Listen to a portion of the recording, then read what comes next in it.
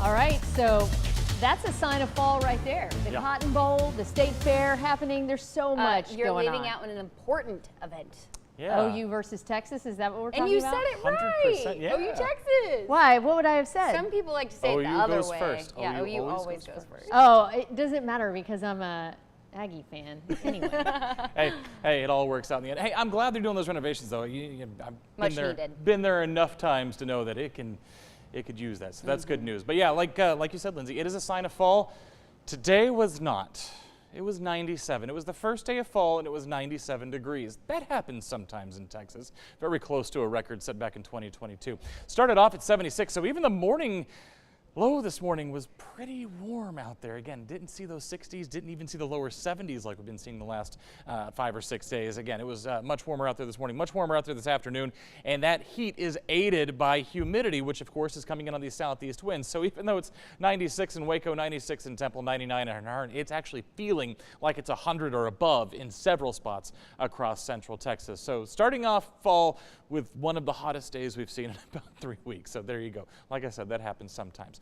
The radar image right now is clear for the most part. You're seeing a few showers moving up off that onshore flow there towards parts of southeast Texas. But for central Texas, we've been dry today. And again, it's kind of a day much like all the other days we've had in the last, say, week and a half or so. But you can see there is some activity out in New Mexico. And again, it is heading this direction. It will soon be our turn for some showers and some thunderstorms. So that is what we're going to talk about. That's what we're going to spend a majority of this forecast talking about because that is kind of the important part. Let's talk about your Tuesday here.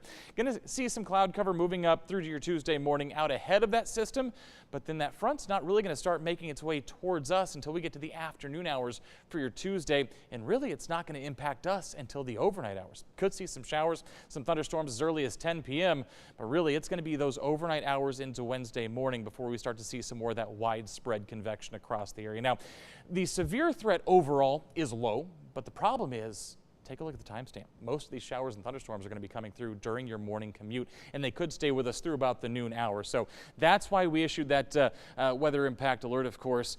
Do want to mention there is a risk for severe weather, but it's low, be mainly in the overnight hours, and the main concern will be any storm that gets a little rambunctious and pushes out some of those strong wind gusts through the overnight hours, 55, 60 miles per hour. But again, low threat for severe weather there. Again, it's going to be 10 p.m. to noon.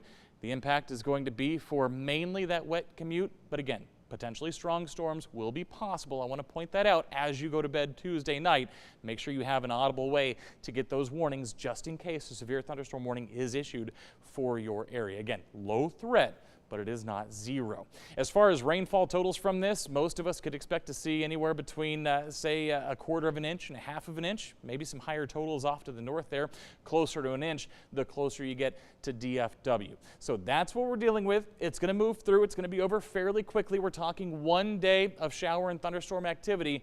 And then beyond that, once the front moves through, I've got some really good news for you. Again, today's the first day of fall, but it was 97. After that front comes through, take a look as we get through Wednesday, Thursday, mid-80s possible, a little bit warmer into the weekend. We'll call it 86, 87, maybe as high as 88, 89. But again, those overnight lows resetting back into the lower 60s. And again, there is that weather impact alert through the overnight hours into Wednesday. Of course, we'll keep you updated over the next 24 hours. Remember to keep up with everything. And if we do end up with those severe thunderstorms, you can always track them on our 6 Plus app. Just download it on your TV.